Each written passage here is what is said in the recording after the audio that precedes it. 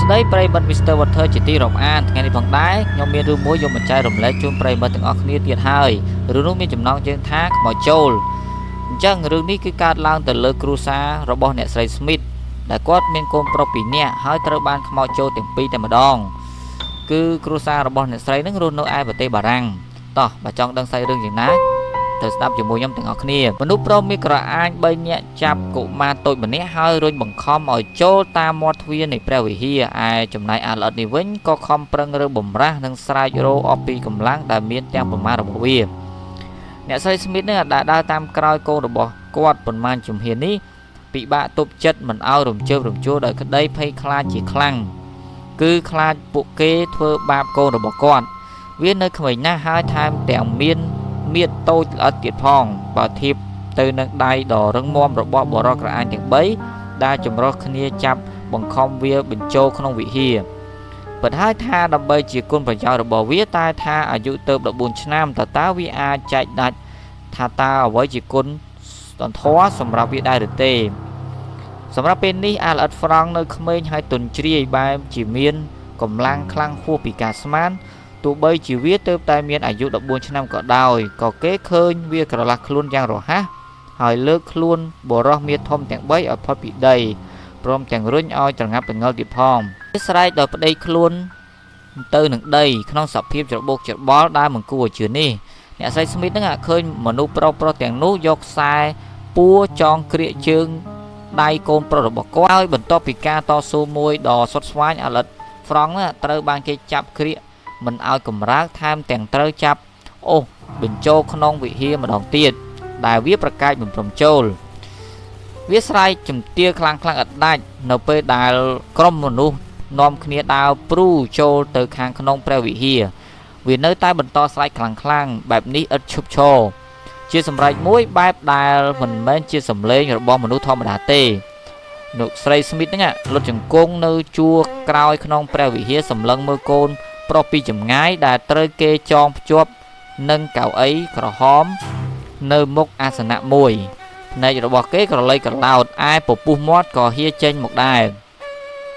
លោកស្រីក៏លន់តួដោយសឹកសួលវាជារឿងដែលត្រូវសុំសេចក្តីសង្គ្រោះពីព្រះដ៏មានឫទ្ធិពិតប្រាកដណាស់ព្រោះគាត់មានកូនប្រុសតែ2នាក់ប៉ុណ្ណោះ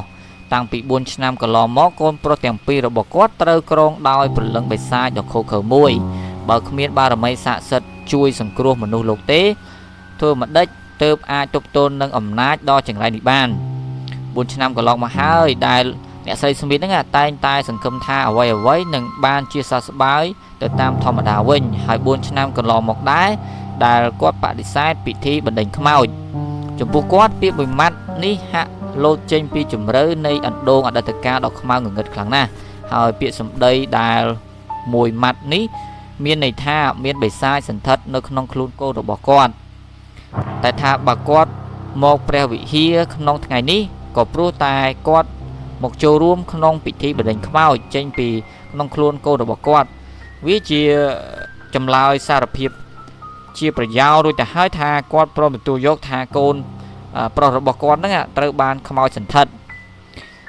អាល្អិតហ្វ្រង់ទើបតែមានអាយុ9ឆ្នាំឯពោជាប្អូនប្រុសរបស់គេមានអាយុ7ឆ្នាំហើយកាលពី4ឆ្នាំមុនរោគសញ្ញាមួយបានបង្ហាញឡើងដែលគេពិបាកនឹងឲ្យឈ្មោះឬលក្ខណៈឲ្យច្បាស់លាស់ណាស់ពីដំបូងកើតមានភាពប្រសាប់រសល់មួយខុសប្រក្រតីដែលកើតឡើងជាបន្តបន្ទាប់ក្មេងៗត្អូញត្អែថាពួកគេឈឺពោះឬឈឺក្នុងក្រពះហើយពោះរបស់គេគឺចុករមូលនិងហើមប៉ោងស្ទើរតែផ្ទុះហ្វ្រង់ត្អូញត្អែប្រាប់ម្ដាយរបស់គេហើយស្ត្រីជាម្ដាយមិនយល់អ្វីទាំងអស់ម្យ៉ាងទៀតគ្រួសាររបស់អ្នកស្រី Smith ហ្នឹងមិនជឿទៅលើរឿងខ្មោចព្រាយបិសាចអីទេទោះបីជាកូនរបស់គាត់មានជំងឺដ៏ចម្លែកក៏ដោយប៉ុន្តែអាការៈចម្លែកនេះវាចេះតែកើតឡើងបន្តបន្ទាប់ជាប្រចាំឧទាហរណ៍ហ្នឹងនៅថ្ងៃមួយគ្រាន់តែទម្លាក់ខ្លួនលើគ្រែភ្លាមកូនក៏ពើតខ្លួនរមូលដោយត្រីជាប់សន្ទូចថ្ងៃមួយពេលទទួលទានបាយរួចបំរុងនឹងងើបពីតុស្រាប់តែអាល្អិតហ្វ្រង់ទៅធាក់ជើងហើយខ្លួនគេអណ្ដែតឡើងរហូតដល់ជុលក្បាលទៅនឹងពិដានប៉ុនពកក៏ដៃមានមួយលើកទៀតនោះដល់វេនពោលជាប្អូនប្រុសវិញម្ដងគេកំពុងតែ អង្គុយលើកៅអីសុកស្រាប់តែខ្លួនអាល្អិតនេះអណ្ដែតឡើងទៅលើ3ឬ4ម៉ែត្រហាក់ដូចជាកំពុងហោះហើរ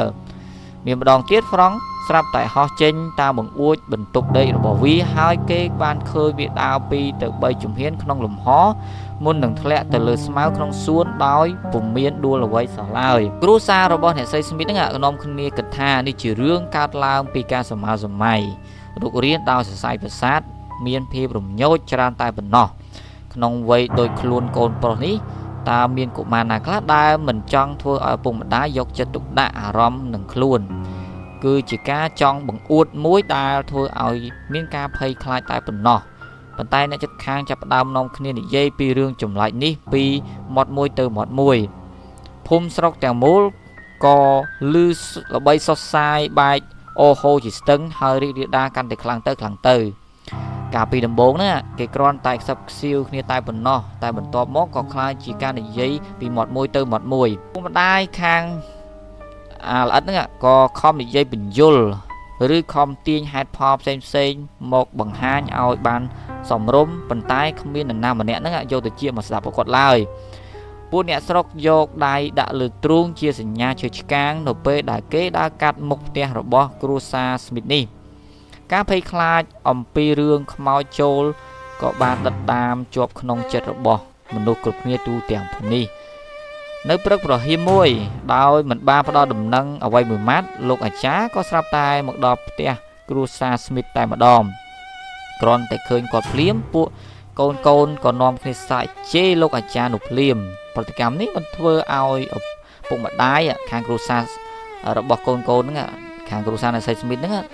គឺមិនភ្ញាក់ផ្អើលទេព្រោះគ្រួសារគាត់ហ្នឹងមិនមែនជាអ្នកជឿសាសនាថែមទាំងជាអ្នកប្រឆាំងតិចតួចទៀតផងចំណែកឯអ្នកស្រីស្មីតជាម្ដាយបានខិតខំខាត់ខាំងពួកកុមារទាំងពីរដែរប៉ុន្តែមិនបានសម្រេចដោយបំណងទេលោកអាចារ្យទទួលការជេរបន្តិចដោយពាក្យអសុរោះគ្រប់បែបយ៉ាងពីកុមារទាំងពីរហើយរំពេញនោះពួកវាក៏ស្រាប់តែនិយាយទៅកាន់លោកអាចារ្យនោះជាភាសាឡាតាំងកុមារទាំងពីរចេះនិយាយត្រឹមតែជាភាសាអាល់សាល់ដែលជាភាសាកំណើតតាំងពីតូចមកមិនមែនបានរៀនភាសាបរទេសណាមួយសោះឡើយតែបែរជាវាសារសងគ្នាជាភាសាឡាតាំងដែលជាភាសាបុរាណដ៏ខ្ពង់ខ្ពស់ហើយត្រឹមត្រូវឥតខ្ចោះទៀតនោះធ្វើឲ្យលោកអាចារ្យនោះទៅជាបាសរោមព្រឺក្បាលប៉ុណ្ណាប៉ុណ្ណីនៅចំពោះមុខព្រឹត្តិការណ៍ដ៏គួរឲ្យព្រឺព្រួចនេះព្រះសង្ឃកាតូលិកមួយអង្គនេះក៏ដកខ្លួនចេញដោយសង្កត់សម្លេងដ៏មុតច្បាស់លោកអាចារ្យបាននិយាយថានេះគឺជាផុសតាងច្បាស់ថាមាននរណាម្នាក់ផ្សេងនិយាយតាមមាត់កូនរបស់អ្នកពួកគេត្រូវសន្ធិដ្ឋដោយព្រលឹងបិសាចហើយគឺចាប់ពីនាទីនេះទៅហើយក្នុងរយៈពេល3ឆ្នាំដែលជីវិតគ្រួសាររបស់អ្នកស្រីស្មីតហ្នឹងស្ថិតក្នុងភាពលំបាកដ៏មិនអាចទប់ទល់បានកូនរបស់ពួកគេនឹងខ្លាចជាកម្មវត្ថុដែលគេឆ្ងល់គ្រប់គ្នាក្នុងឃុំហើយក៏សាយភាយដល់ស្រុកទីបំផុតខេត្តទាំងមូលក៏បានដឹងគ្រប់គ្នាឥឡូវនេះជនដែលមានចម្ងល់ទាំងក្រុមបានលើកគ្នាកក្រឹកកក្រែងដើរកាត់មុខផ្ទះបិសាចប្រសិនបើគេឃើញកុមារទាំងពីរក៏គេធ្វើសញ្ញាកាកបាទលើដើមទ្រូងភ្លាមជាសញ្ញាឈឺឆ្កាងបញ្ជាចង្រៃឬគ្រោះថ្នាក់ពួកគេបានយកទឹកមន្តពីចម្ងាយដើម្បីប្រោះព្រំលើជញ្ជាំងផ្ទះក្រុមខ្លះទៀតស្រែកជេរប្រមាថហើយមានពេលខ្លះរហូតដល់យកដុំថ្មគប់លើកញ្ចក់បង្អួចទៀតផងក្នុងឱកាសនៃពិធីដង្ហែក្បួនជាច្រើនលើកពេលដែលបានមកដល់ផ្ទះគ្រួសារស្មីតលោកអាចារ្យតែងឈប់នៅមុខផ្ទះនេះហើយពួករួមដង្ហែទាំងអស់នោះតែងតែយកធម៌សូត្រអធិដ្ឋានសូមឲ្យព្រលឹងកុមារទាំងពីរបានរំដោះផុតពីគ្រោះខ្មោចចូលនោះ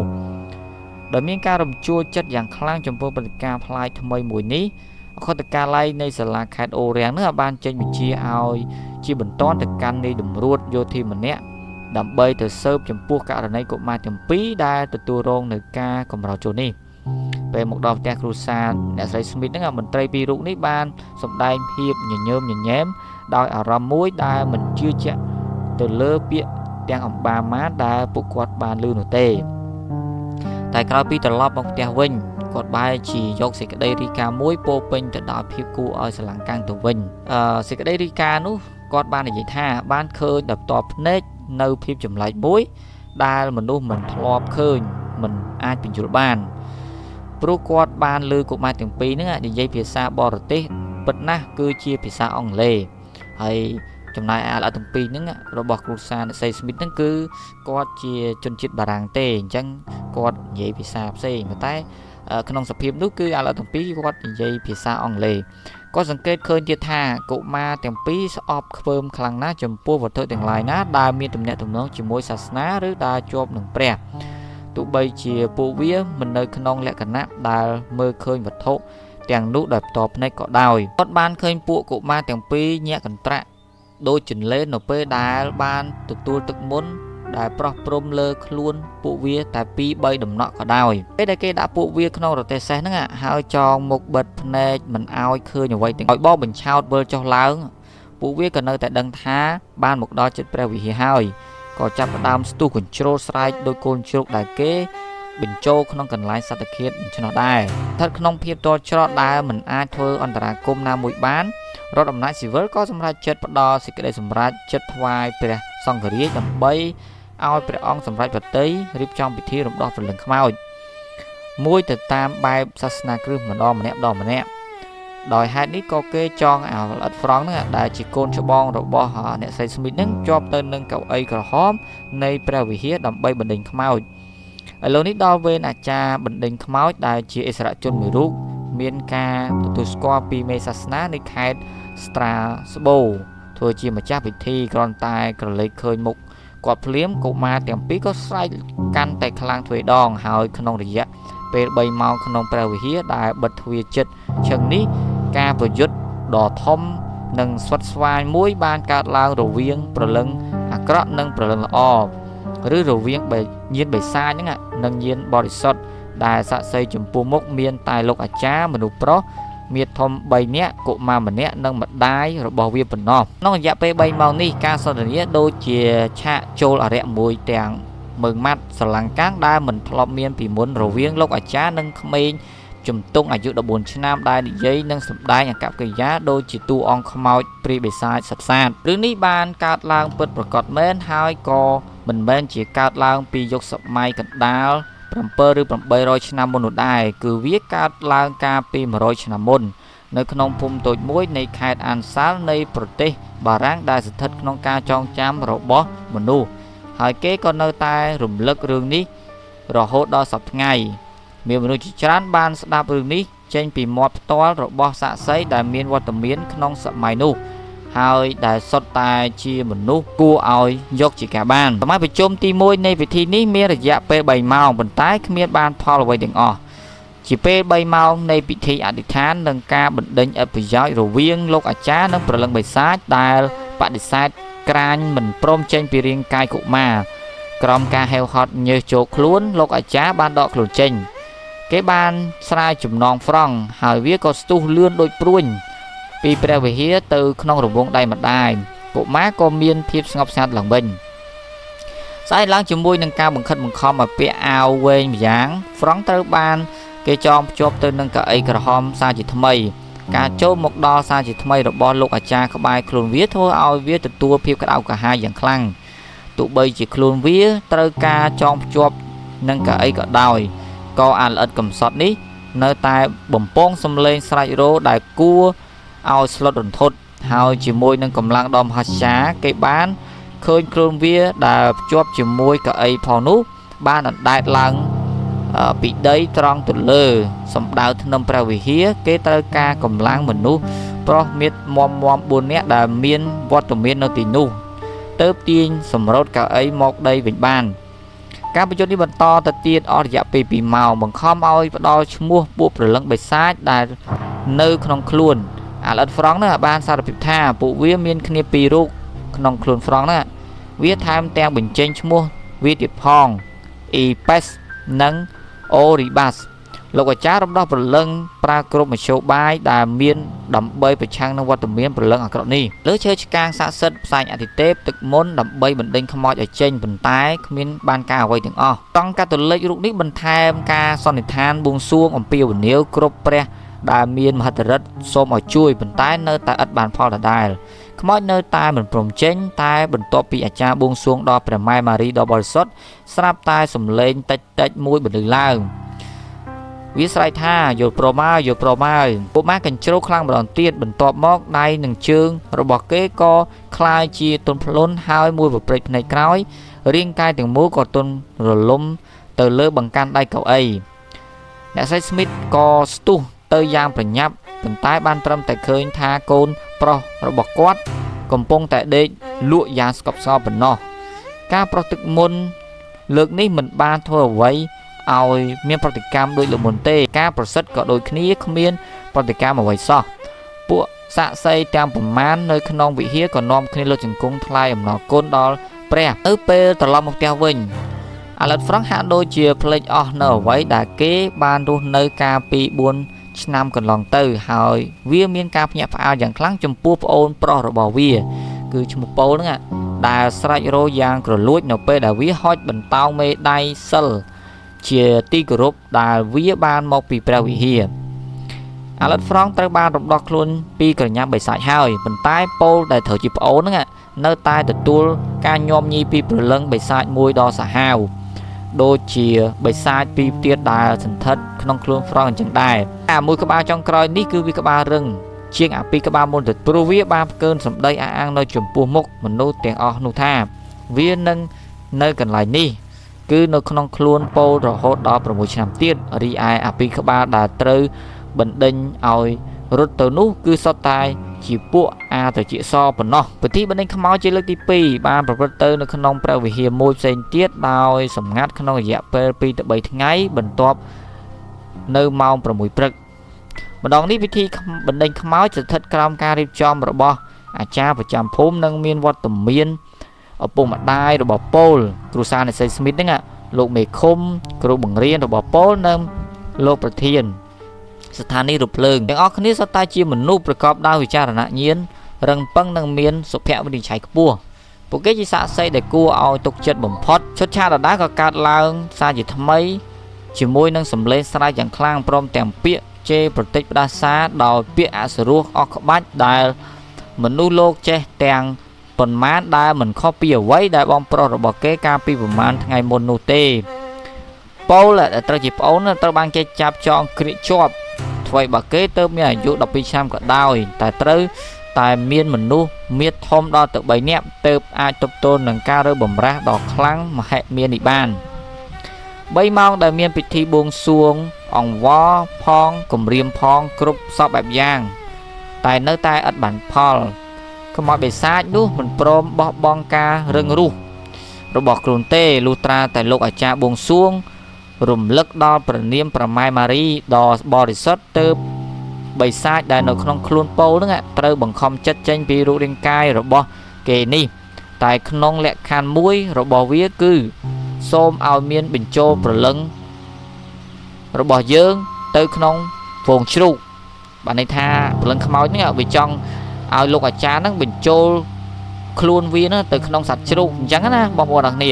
លោកអាចារ្យប្រកែកខ្លាំងថាมันអាចជាដាច់ខាតប៉ុន្តែអាខ្មោចហ្នឹងក៏វានៅតែអង្វរថាសូមឲ្យព្រលឹងវាហ្នឹងចូលទៅក្នុងខ្លួនសត្វផ្សេងទៀតដូចសត្វជៀមសត្វទាសត្វអីអញ្ចឹងណាបងប្អូនទាំងគ្នាប៉ុន្តែលោកអាចារ្យក៏នៅតែមិនព្រមជាដាច់ខាតដោយហេតុថាលោកអាចារ្យរក្សាភាពមើងម៉ាត់មិនងាករេព្រលឹងខ្មោចក៏ចង្រៃនេះក៏បង្ខំចិត្តចាក់ចេញពីខ្លួនរបស់ប៉ូលទៅឯកុមារតូចនេះវិញបន្ទាប់ពីមានចលនាច្រឡោតកន្ត្រាក់មួយវឹបចុងក្រោយយ៉ាងខ្លាំងក៏បែរជានៅស្ងៀមទន់ខ្លួនដោយសម្លៃអ្នកស្រី Smith ហ្នឹងដែលត្រូវជាម្ដាយហ្នឹងក៏ស្ទុះទៅអោបតកងកូនតែដោយអំណាចនៃការហេវហត់ខ្លាំងពេកប៉ូលក៏ដេកលងលក់ទៅបីតែទឹកមុនដែលប្រោះទៅលើខ្លួនគេហ្នឹងយ៉ាងណាក៏ធ្វើឲ្យគេមិនភ្ញាក់ដែរគឺគេទទួលលក្ខណៈដូចបេះបិទទៅនឹងបងប្រុសរបស់គេដែលកាលពីប្រហែលថ្ងៃមុននៅឆ្នោះដែរនៅក្នុងភូមិតូចមួយនៃខេត្តអានសាលពេលដែលយើងចេញពីភូមិនេះគេឃើញរូបចម្លាក់ព្រះម៉ែម៉ារីបរិសុទ្ធមួយដ៏ស្អាតឈរពីមុខដងទង់តូចលម្អដោយរូបផ្កាយរូបសំណាកនេះធ្វើឡើងដើម្បីឧទ្ទិសចំពោះគុណដែលព្រះម៉ែម៉ារីបានជួយសង្គ្រោះកុមារទាំងពីរកាលពី100ឆ្នាំមុនឲ្យផុតពីក្រញាំបិសាចប៉ុន្តែអ្នកដំណើរទាំងឡាយណាក៏ដោយដែលចង់ដឹងរឿងរ៉ាវពីព្រឹត្តិការណ៍នេះ នឹងមិនបានទទួលការរៀបរាប់លម្អិតពីអ្នកភូមិទាំងនោះទេគេមិនត្រូវយកឈើមកចាក់លើដំបៅដែលជាសះស្បើយនោះទេបាទបងប្អូនអរគ្នាអញ្ចឹងរឿងនេះគឺត្រូវបានបញ្ចប់ដោយប៉ុណ្ណឹងរឿងនេះផងដែរខ្ញុំបានដកស្រង់ចេញពីសៀវភៅពិភពរឿងប្លែកៗភាគ1បានថាប្រជុំដោយរឿងពិតចម្លែកអញ្ចឹងបើសិនជាប្រិយមិត្តទាំងអស់គ្នាមានរឿងណាដែលចង់ចែករំលែកអាច comment ខាងក្រោមវីដេអូនេះបានឬក៏អាចផ្ញើមកខ្ញុំតាមរយៈ Telegram ផងដែរខ្ញុំនឹងរៀបរៀងដើម្បីចែករំលែកនិទានជូនប្រិយមិត្តទាំងអស់គ្នាអញ្ចឹងកុំភ្លេចចុច Subscribe Channel YouTube របស់ខ្ញុំម្នាក់មួយចុច Like ផងចុច Share ដើម្បីឲ្យអ្នកផ្សេងគាត់បានស្ដាប់ផងដែរអញ្ចឹងជម្រាបលាជួបគ្នានៅរឿងក្រោយៗទៀតបាយបាយ